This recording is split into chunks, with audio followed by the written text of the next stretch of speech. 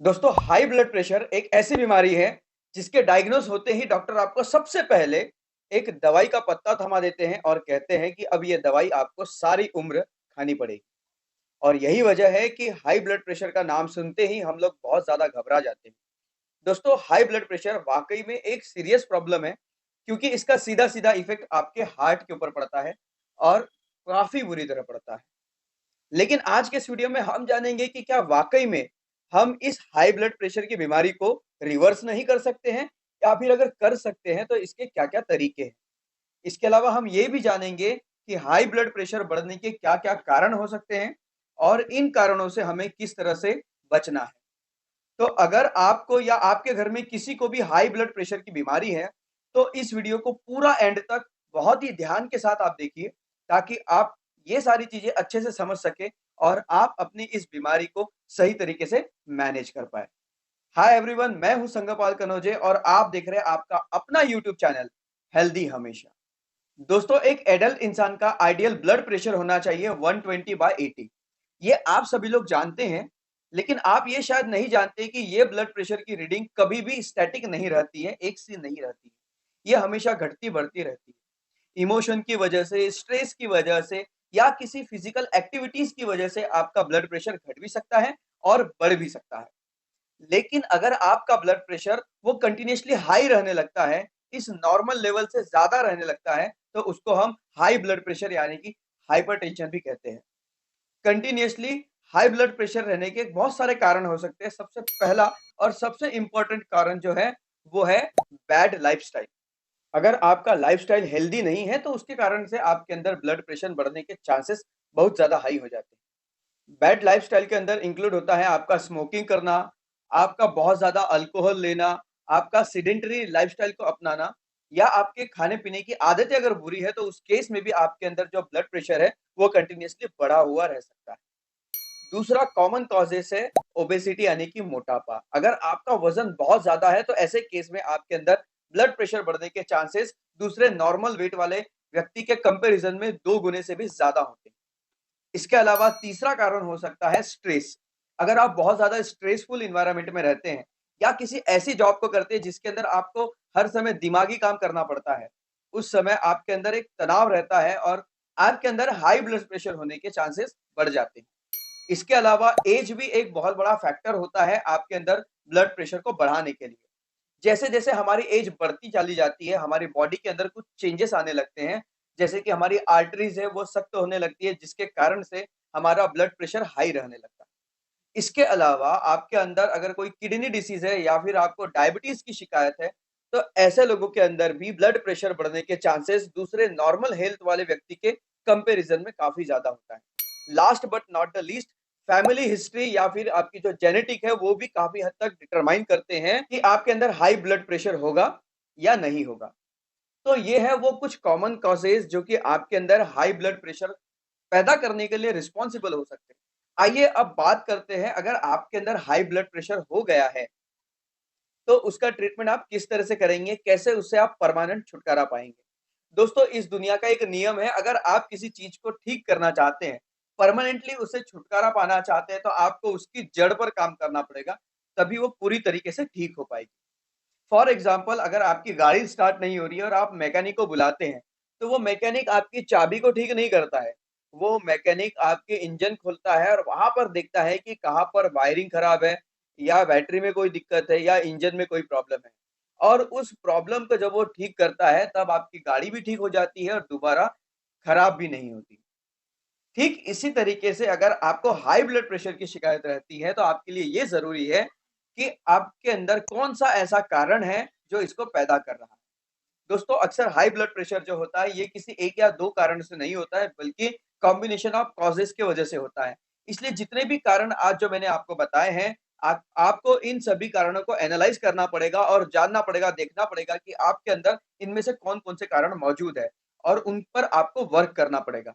लेकिन बड़े अफ़सोस की बात है कि आज के दौर में जब भी हम कभी हाई ब्लड प्रेशर की शिकायत लेकर डॉक्टर के पास जाते हैं, तो डॉक्टर हमें सबसे पहले एक दवाई का पत्ता दे देते हैं और बोलते हैं कि अब आपको सारी उम्र ये एक गोली खाती रहनी पड़ेगी और इसी से आपका ब्लड प्रेशर जो है वो ठीक रहेगा। कभी भी हमारे इन ब्लड प्रेशर के ऊपर कोई भी वर्क नहीं किया जाता, इनके ऊपर एनालाइज नहीं किया जाता और इसलिए ब्लड प्रेशर के मरीजों की संख्या दुनिया में दिन ब दिन बेतहाशा तेजी के साथ बढ़ती चली जा रही है। तो अब सवाल आता है कि अगर आपको ब्लड प्रेशर से परमानेंट छुटकारा पाना है, तो आपको क्या करना पड़ेगा? आपको एनालाइज करना पड़ेगा, जैसे मैंने आपको बताया इन सभी कॉजेस को, और इसके बाद आपको स्टेप बाय स्टेप वर्क करना पड़ेगा। सबसे पहला काम आपको करना पड़ेगा अपनी लाइफस्टाइल को सुधारने का। आपको देखना है कि आपकी लाइफस्टाइल किस तरीके से चल रही है। अगर आप बहुत ज़्यादा सेडेंटरी लाइफस्टाइल जीते हैं, तो आपके अंदर एक्टिविटी लानी पड़ेगी। अगर आप जंक फूड ज़्यादा खाते हैं, तो उसे आपको छोड़ना पड़ेगा।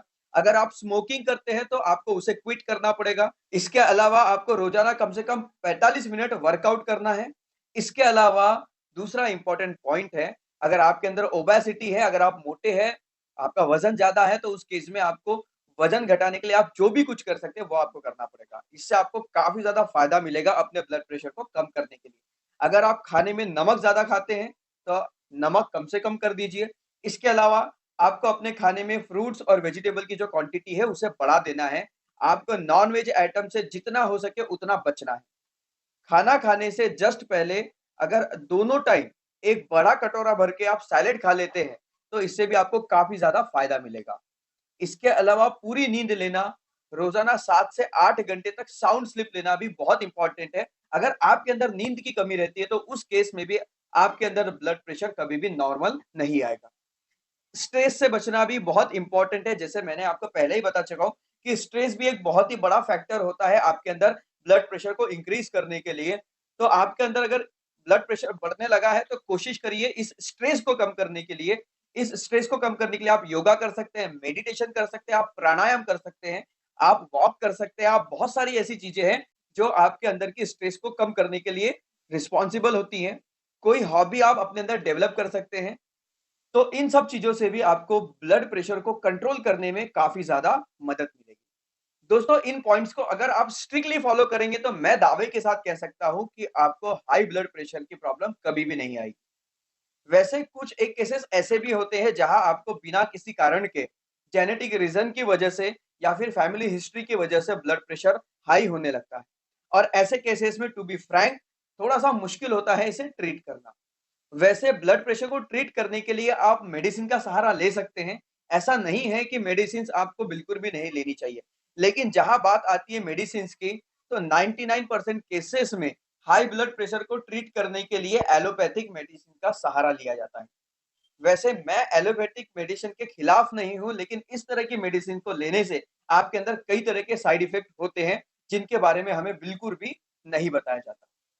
वैसे बहुत कम लोग ऐसे हैं जो जानते हैं कि आयुर्वेद में भी बहुत सारी ऐसी हर्ब्स है, बहुत सारी ऐसे फॉर्मुलेशन हैं, जो कि ब्लड प्रेशर को ट्रीट करने में काफ़ी इफ़ेक्टिव होते हैं। फॉर एग्ज़ाम्पल अश्वगंधा, सर्पगंधा, ब्राह्मी, शंखपुष्पी, अर्जुन की छाल और गार्लिक कुछ ऐसी हर्ब है, जो कि साइंटिफिकली प्रूवन है आपके ब्लड प्रेशर को नॉर्मलाइज़ रखने के लिए। इसके अलावा बहुत सारी आयुर्वेदिक फॉर्मुलेशंस भी हैं, जो कि आयुर्वेदिक फार्मेसीज़ बनाती है, जिनके अंदर इस तरह की हर्ब को यूज़ किया जाता है। ये भी काफ़ी अच्छा इफ़ेक्टिव सॉल्यूशन है आपके अंदर ब्लड प्रेशर को ट्रीट करने के लिए। तो अगर आप अपने ब्लड प्रेशर को आयुर्वेदिक तरीके से मैनेज करना चाहते हैं, उसे कम करना चाहते हैं, उसे मेंटेन रखना चाहते हैं, सही लेवल पर रखना चाहते हैं, तो आप आयुर्वेद का सहारा ले सकते हैं। और ब्लड प्रेशर को कम करने के लिए मैंने आयुर्वेद में जिन हर्ब्स के बारे में आपको बताया है, इन हर्ब्स के कंटेंट वाले आप किसी भी एक मेडिसिन का इस्तेमाल कर सकते हैं अपने ब्लड प्रेशर को कम करने के लिए। पर ध्यान रखिए, मैंने जो हर्ब्स आपको बताए हैं, ये जो आयुर्वेदिक मेडिसिन होगी, ये इन्हीं हर्ब्स से मिलकर बनी होनी चाहिए। ज़रूरी नहीं है कि सारे के सारे कंटेंट उस मेडिसिन में होंगे, पर जो वो मेडिसिन बनी होगी, वो इसी तरह के हर्ब्स से मिलकर ही बनी होनी चाहिए। दोस्तों, आयुर्वेदिक टैबलेट का इस्तेमाल करते समय आपको एक बात का बहुत खास ध्यान रखना है कि आपको अपना ब्लड प्रेशर रेगुलरली चेक ज़रूर कराते रहें। अक्सर लोग अपने ब्लड प्रेशर को रेगुलरली मॉनिटर नहीं करते और इसकी वजह से उन्हें कई दिक्कतों का सामना करना पड़ सकता है। अगर आप रेगुलरली अपने ब्लड प्रेशर को मॉनिटर कराते रहेंगे, तो उसकी मदद से आपके जो आयुर्वेदिक वैद्य हैं, वो इस मेडिसिन की डोज़ेज़ को सही तरीके से मॉड्यूलेट कर पाएँगे, कम कर पाएँगे या बढ़ा पाएँगे, ताकि आपका जो ब्लड प्रेशर है, वो सही तरीके से कंट्रोल में आ सके और आपको इन मेडिसिन्स के ऑप्टिमम रिज़ल्ट मिल सके।